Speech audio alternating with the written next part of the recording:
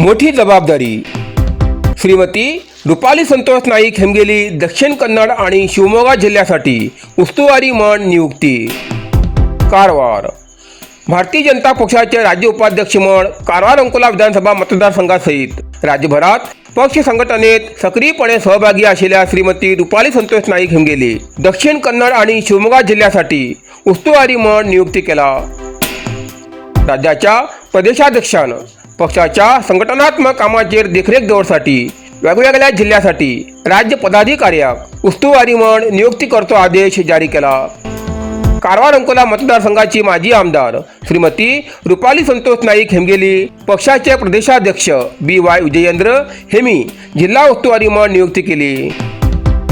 माजी आमदार म्हण रुपाली संतोष नाईक हेमी पक्षाचे पदाधिकारी आणि कार्यकर्त्याच्या सहकार्यान कारवार अंकोला विधानसभा मतदारसंघात पक्षाचे जोरदार संघटन केले असा।